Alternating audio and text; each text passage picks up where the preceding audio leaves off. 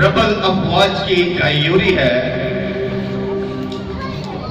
कभी कभी कुछ बातें बहुत दूर नजर आती हैं, लेकिन खुदा ने उन तमाम बातों का वक्त मुकर्रर किया होता है। मेरी शख्सियत के लिए किसी ने कुछ अल्फाज अदा किए और मेरी शख्सियत के मुताबिक जब ये अल्फाज अदा किए गए, जिसकी जंग यहोवा लड़ता है, जिसकी जंग यहोवा लड़ता है, मैदान को फतह करता है।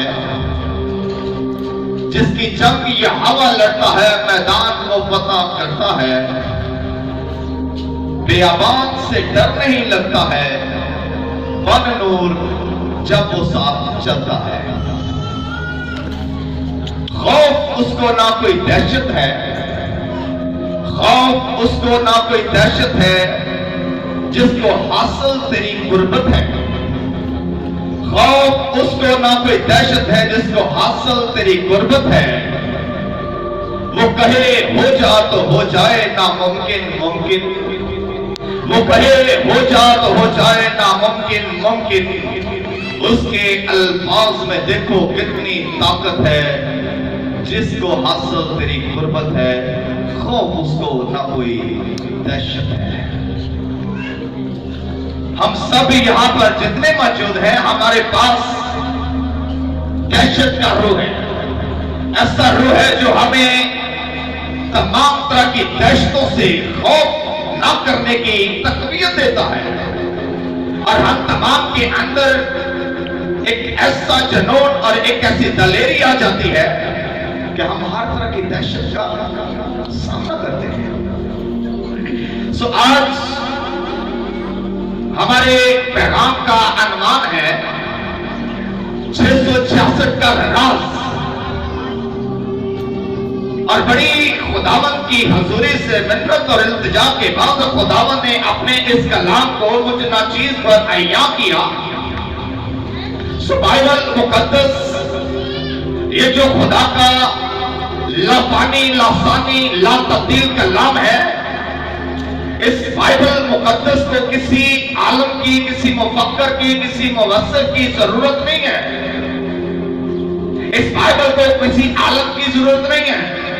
इस बाइबल की तफसीर के लिए किसी मुफक्कर की जरूरत नहीं है। इस बाइबल को समझाने के लिए किसी तरह के आलम की जरूरत नहीं, बल्कि आलमों को इस बाइबल की जरूरत है, ताकि वो इस बाइबल को ले, वो जान सके कि कुदरत क्या है। आलमों को जरूरत है कि वो इस बाइबल को ले, वो जान सके कि खुदा ने सूरज कैसे बनाया।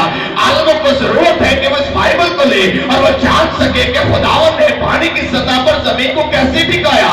इस बाइबल को लेकर आलमों ने तहकीक की है, तहकीक की है। और बाइबल अपनी तफसीर खुद आप करती है। और आज के जमाना में जिस कदर तालीम और रोशनी बढ़ चुकी है, और अक्सर देखता हूं कि तालीम और रोशनी इस कदर बढ़ चुकी है कि हर कोई पढ़ा लिखा शख्स नजर आता है, हर कोई हमें आलम नजर आता है, हर कोई हमें पादरी नजर आता है, हर कोई मुबश्शिर नजर आता है, हर कोई एवेंजलिस्ट नजर आता है। यानी कि रोशनी और तालीम बढ़ चुकी है, लेकिन खुदावंद की हजूरी में माजरत के साथ ये अल्फाज कहता हूं कि रोशनी और तालीम जहां पर अरूज पर है, हमारी वहां पर कलीसियाओं के अंदर जहालत उससे भी ज्यादा बढ़ चुकी है। आज पादरियों का कोई शुमार नहीं, मुबश्शिरों का कोई शुमार नहीं, और मुफस्सिरों का कोई शुमार नहीं। आज हर कोई एवेंजलिस्ट बना पड़ता है। आज हर कोई कहता है मैं खुदा का बंदा हूं, मैं खुदा का मंसूर हूं। लेकिन हमारी कलीसियाओं में जहालत जो है वो बहुत ज्यादा परवान चढ़ रही है। हमारे नौजवान नशे के आदी हैं, हमारी बेटियां दूसरे मजहबों में हैं, और तमाम तरह के ऐसे जो घरोने काम हो रहे हैं वो इस रोशनी और इस तालीम के बावजूद। और ये अफसोस का मुकाम है। मेरे साथ रहिएगा। लोग अंदर ही अंदर अपने अंदर बिद्दत पालते हैं।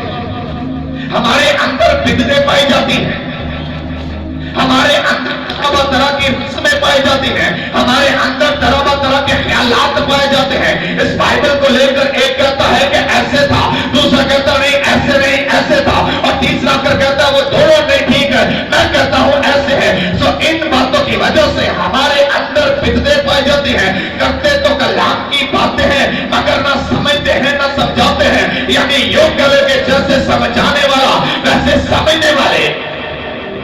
और तालीम और रोशनी के बावजूद जहालत परवान क्यों चढ़ी, वजह क्या है?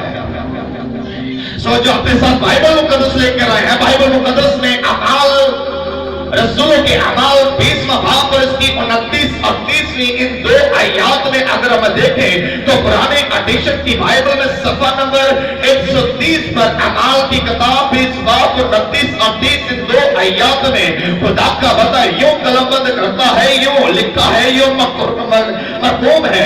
सो यहाँ पर कलामे मुकद्दस की आवाज यूं हमारे कानों में हमारी जुबान में ही आती है। मैं ये जानता हूं यहाँ पर ये जो अल्फाज लिखे गए हैं ये किसी इंसान के नहीं बल्कि हम तमाम के आका खुदा के एक लौते बेटे और जमीन और आसमान के नजात दहिंदा खुदावंद यीशु मसीह के अल्फाज हैं। और जब आपने अपनी खिदमत के दौरान तरह के लोगों में जाकर गली मोहल्लों में जाकर लोगों में तबलीग की तो आप कलाम करते थे, आपके हवारी आपके कलाम को सुनते थे और आपके कलाम को याद करके कलमबंद किया गया। और एक जगह पर आपने फरमाया मैं ये जानता हूं कि मेरे जाने के बाद भागने वाले भेड़िए तो में आएंगे जिन्हें गल्ला पर कुछ तरस ना आएगा, और खुद तुम में ऐसे ऐसे आदमी उठेंगे जो उल्टी उल्टी बातें कहेंगे ताकि शागिर्दों को अपनी तरफ खेच ले। इसलिए जागते रहो, याद रखो मैंने 3 बरस तक रात दिन आंसू बहाया, आंसू बहाकर हर एक को समझाने से मैं बाज नहीं आया। याद रखो और जागते रहो, मेरे जाने के बाद भागने वाले भेड़िए आएंगे, मेरे जाने के बाद ऐसे लोग आएंगे जिनको कलीसिया पर तरस नहीं आएगा, और तुम में ऐसे ऐसे आदमी उठेंगे और ऐसी सी बातें करेंगे शागिर्दों को अपनी तरफ खींच लेंगे। और है भी ऐसा, देख भी रहे हैं। और यीशु कहते हैं ये मेरे जाने के बाद होगा, और यीशु के जाने के बाद ही है। तुम में ऐसे आदमी, यानी कि हम में से ही ऐसे आदमी उठेंगे जो उल्टी उल्टी बातें करेंगे। और यहां पर मासूम के साथ मैं लफ्ज ये कहता हूं, चर्चेस की फातियों की मुखालफत करने के बाद एक बंदा कहता मैं पादरी हूं,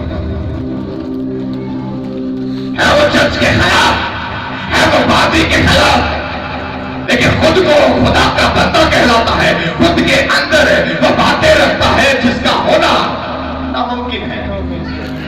और ऐसे लोग दिन पर काम करते हैं, मजदूरी करते हैं, मुख्तलिफ जगह पर दिहाड़ी करते हैं, रक्षा चलाते हैं, मुख्तलिफ काम करते हैं, और शाम को या एतवार को वो कहते हैं हम पादरी साहब हैं। और माजरत के साथ आज घरों में चर्च खोल रहे हैं, और ये बिद्दत और जहालत का बहुत बढ़िया जरिया है। और ये सबब है कि हमारी कलीसियाओं के अंदर ना तो शौर पाया जाता है, ना तारीफ पाई जाती है, ना इल्म पाया जाता है, ना रूहानियत पाई जाती है, ना इंसानियत पाई जाती है, ना इखलाकियत पाई जाती है, क्योंकि प्रॉपर तालीम नहीं है, क्योंकि प्रॉपर खुदा के खातमे की पहचान नहीं है। और एक को खुदा का भेजा हुआ जानते हैं। इस बाइबल मुकद्दस को मैंने ऐसे लिया, दरवाजा नॉक किया तो ये बाइबल मेरे घर के अंदर जाने की टिकट बन गई है। मैं कैसा हूं, मैं कहां से हूं, पूछने की जरूरत नहीं है वहां मेरे। और ये सबब है हमारे अंदर बिदअतों का बढ़ जाना। इसलिए कलीसियाओं में कलामे मुकद्दस को लेकर तरह के ख्यालात पाए जाते हैं। लेकिन आज हमारा अनुमान है 666। हर कोई बंदा जो पढ़ा लिखा है, बाशऊर है, जो बाइबल को जानता है, उसकी चाहत है, उसकी जबिल्लत के अंदर ये बात पाई जाती है कि वो मुकाशवा की किताब को समझे, वो मुकाशवा की किताब की बाबत जाने, वो मुकाशवा की बाबत जाने और समझे कि क्यों खुदा ने मुकाशवा जो है वो यूहन्ना आरब को दिया। और जब मुकाशवा की बात सुनकर हम तमाम हैरान हो जाते हैं तो वहां पर अक्लों के अंदर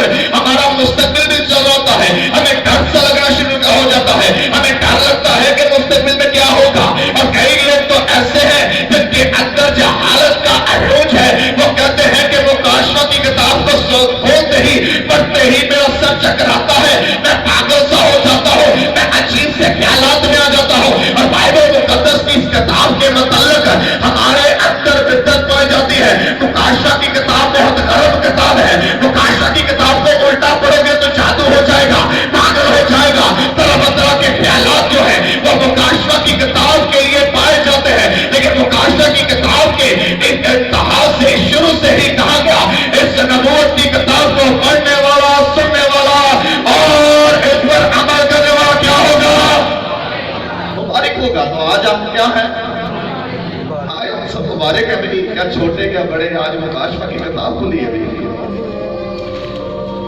सो हमारे अंदर ऐसी तरह की बातें पाई जाती हैं और हम तमाम यहोवा खुदा के पर पुजारी हैं, उसकी परस्तिश करते हैं, यहोवा खुदा का नाम लेते हैं, यहोवा के नाम के गीत गाते हैं, यहोवा के नाम से गवाहियां देते हैं, यहोवा के बेटे खुदावंद यीशु मसीह का इकरार करते हैं और उसी इकरार में दुख भी देते हैं, बीमारी भी देते हैं, तंगी भी देते हैं, भूख भी देते हैं, प्यास भी देते हैं और तरह की मुखालफतों को भी देखते हैं। इसलिए उस खुदा का नाम जिसकी हम इबादत पूजा प्रस्तुत करते हैं, उसका नाम यहोवा यारी है। और यहोवा यारी का कलाम मुकाशफा 13वें बाब में इसकी 16 से 18 आयत अभी पढ़ी गई। और उसने सब छोटे बड़ों, दौलतमंदों और गरीबों और आजादों और गुलामों के दाने हाथ या उनके माथे पर एक एक छाप करा दी। हिकमत का ये मौका है, अक्ल का ये मौका है, समझ का ये मौका है। हिकमत का ये मौका है, जो समझ रखता है, जो अक्ल रखता है, वो इस हैवान के आदत को गिर ले, क्योंकि वो आदमी का आदत है और उसका आदत 666 है। और इस 666 को लेकर तरह की तफसीरें जो है वो हमें मिलती हैं। 666 को लेकर तरह की तफसीर की गई है, तशरीह की गई है, कलाम दिया गया है।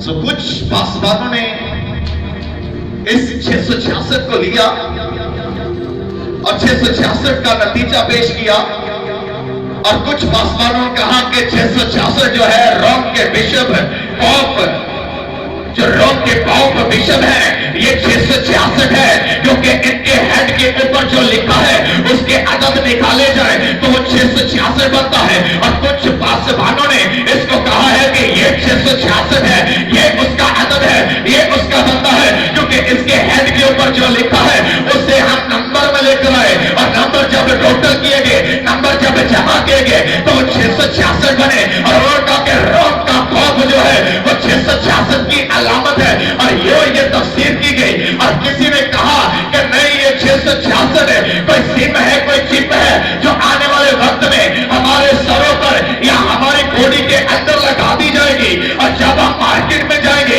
जब हम बड़े बड़े मॉल में जाएंगे, बड़े बड़े स्टोर में जाएंगे, तो जब हम मशीन से गुजरेंगे, ये चिप हमारे सर में या हमारे बालों में जहां हमारे जिस्म के किसी हिस्से में होगी, तो स्कैनर जो है इस चिप को स्कैन करेगा और फिर हमें अंदर जाने की, फिर हमें खरीदो फरोख्त की इजाजत होगी। जिसके अंदर चिप नहीं होगी उसे ना तो खरीदने दिया जाएगा और ना फरोख्त करने दिया जाएगा। कुछ पासवानों ने कहा कि ये तो कोई सिम या चिप होगी और कुछ लोगों ने कहा नहीं, ये तो एटीएम कार्ड है, एटीएम कार्ड होगा तो फिर पैसे में फिर चीजें मिलेगी, एटीएम कार्ड होगा पेट्रोल मिलेगा, एटीएम कार्ड होगा तो राशन मिलेगा। कुछ पासवानों ने कहा ये एटीएम कार्ड है और कुछ ने कहा ये हिंदुओं की त्रिमूर्ति है, कुछ ने कहा ये हिंदुओं की त्रिमूर्ति है। लेकिन इनमें से भी कई बातों के अंदर इख्तिलाफ पाया गया और कुछ ने कह दिया ये त्रिमूर्ति है, हिंदुओं के ये 3 भगवान है। कुछ ने कहा नहीं, ये तीनों ने, इस एक ने कहा कि ये तो भगवान जो है ब्रह्मा है, क्योंकि इसके 3 चेहरे हैं। ये भगवान ब्रह्मा 666 है, ये अदद इसका है। और उनके साथ किसी ने इख्तिलाफ न किया, कुछ ने उनका साथ दिया, लेकिन कुछ कहते कि भगवान ब्रह्मा नहीं, ये बल्कि भगवान विष्णु है, क्योंकि भगवान विष्णु के सर पर भी एक आंख है और ये इब्लीस की आंख है, ये भगवान विष्णु है। लेकिन इनसे भी किसी ने इत्तेफाक न किया और उनका ये नहीं, उनका ये भगवान शिवा है, ये भगवान शिवा है, क्योंकि इसके माथे पर 6 लकीरें पाई जाती है। और कुछ ने कहा ये भगवान शिवा है, ये 666 जो है ये भगवान शिवा है। और किसी ने कहा कि ये भगवान ब्रह्मा है, किसी ने कहा ये भगवान शिवा है और किसी ने इसको ये कहा कि ये भगवान जो है ये विष्णु है। लेकिन इन तीनों के मतलब बाइबल मुकद्दस को अगर हम गौर मुताला करें मजहब बहुत पुराना मजहब है।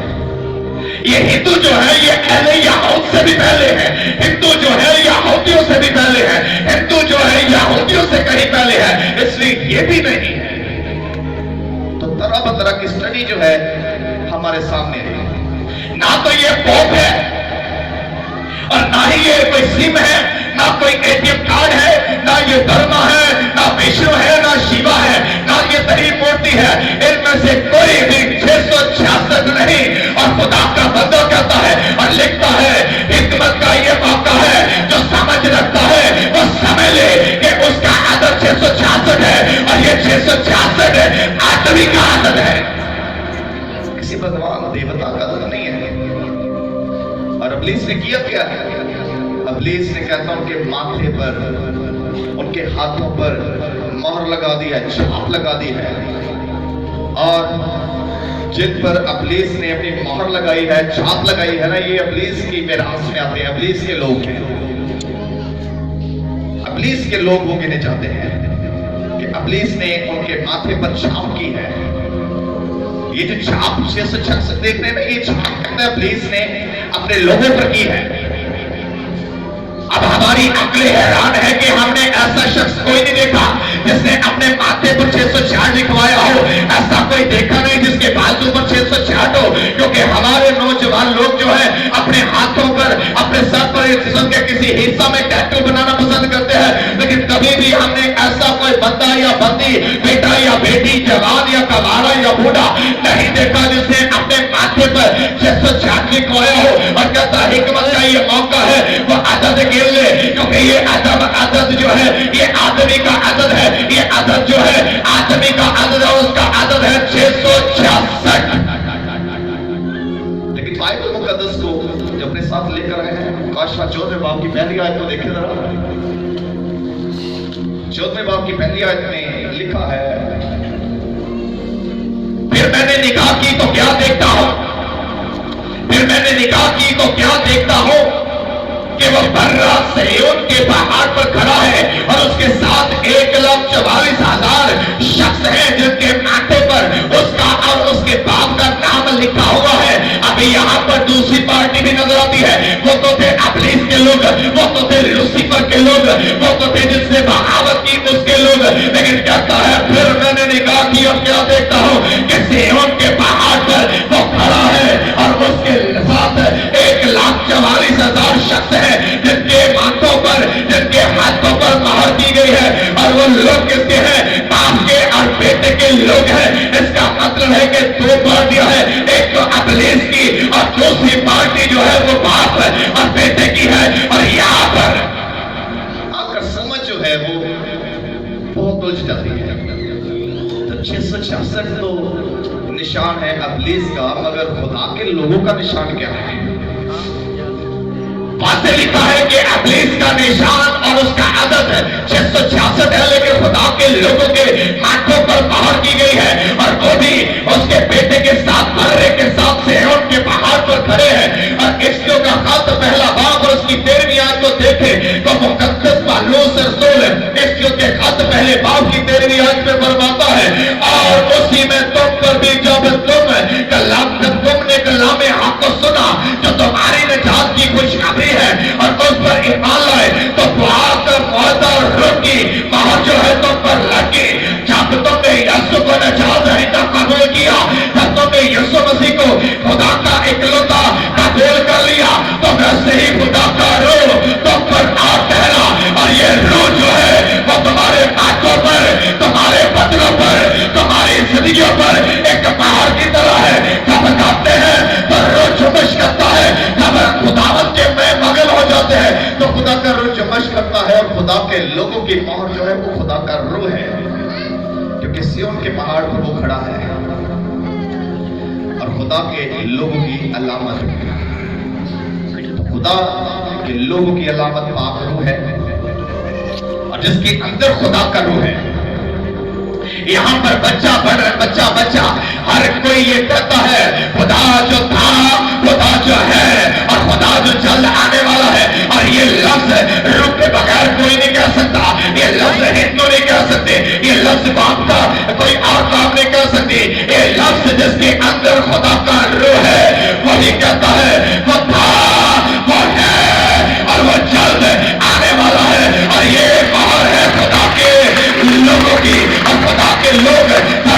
कब्र की बाहर में होते हैं तो वो यीशु का इकरार करते हैं कि हाँ वो खुदा का एक लौता बेटा और सारे बशर के लिए क्या आसमान क्या जमीन और तमाम का नजात देता है। और रूह के बगैर ये लफ्ज कहते नहीं हम, और रूह हमसे आकर ये इकरार करवाता है। तो फिर अब्लीस के लोगों की पहचान 666 है, 666 है क्या है? अगर हम यूहन्ना का पहला खत और इसके पहले बाब की 22 आयत देखिए ना, तो यूहन्ना के पहले खत के पहले बाब की 22वीं आयत करीमा में लिखा है,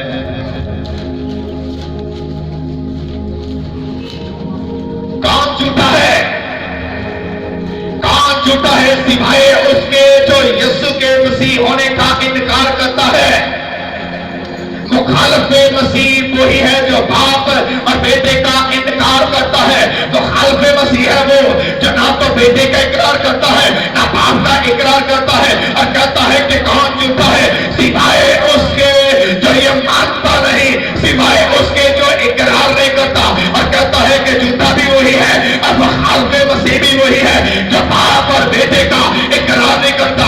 और जिनमें खुदा का रूह है वो कहते हैं, और ये पुकार कर कहते हैं, ना तो मौत की परवाह करते हैं, ना मरने की परवाह करते हैं, ना पीने की परवाह करते हैं, ना खाने की परवाह करते हैं, और कहते हैं कि हाँ यीशु मसीह खुदा का इकलौता बेटा है। और कहते हैं कि हाँ हम हंस हंस कर अपने बदन का हर एक खून का कतरा बहा देंगे, लेकिन दिल उससे बराबर है और अपनी जान भी गवा देंगे और इकरार करेंगे कि यीशु है खुदा का और जमीन और आसमान का नजात देकर बेटा है। और ये रूह के बगैर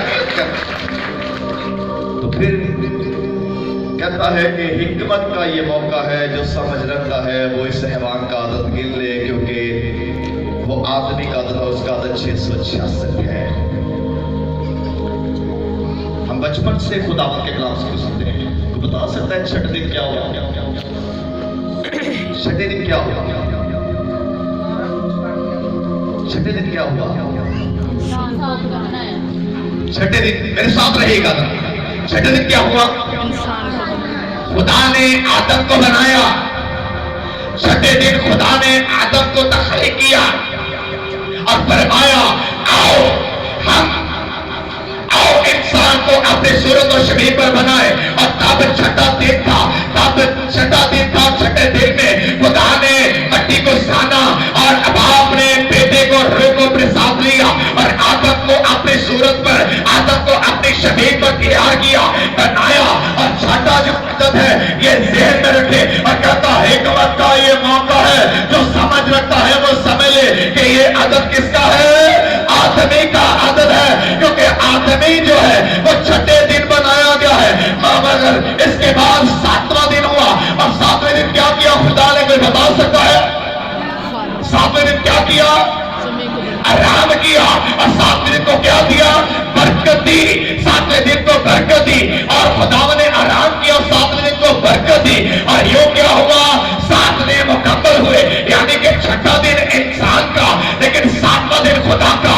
और 7 का आदत जो है वो कामलियत का आदत है, वो मुकम्मल होने की अलामत है। और 7 का मतलब है कि खुदा जमीन और आसमान को बनाने के बाद आराम करता है। 6 का आदत इंसान का, मगर 7 का आदत कामलियत का आदत है, खुदा का आदत है, खुदावंद की मुकम्मल होने का आदत है, खुदावंद की कामलियत को जाहिर करता है। छठा इंसान का मगर 7वां खुदा का। तो फिर 666 है क्या? 7वां तो जाहिर करता है खुदा की कुदरत को, कुव्वत को, सच्चाई को, खुदा के होने को और खुदा के अदद को। छठा दिन नामुकम्मल है, ये नामुकम्मल अदद है। 7वें दिन से खुदा ने सब कुछ कंप्लीट किया। हिकमत का ये मौका है, जो समझ रखता है, जो अकल रखता है, जिसके अंदर शऊर पाया जाता है, वो समझ ले कि ये अदद आदमी का अदद है और उसका अदद 666 है। और छठा अदद नामुकम्मल अदद है, इब्लीस का अदद है। और इब्लीस और उसके लोग जो है वो पुकार पुकार कर कहते हैं नामुकम्मल, नामुकम्मल, नामुकम्मल। इब्लीस और उसके लोग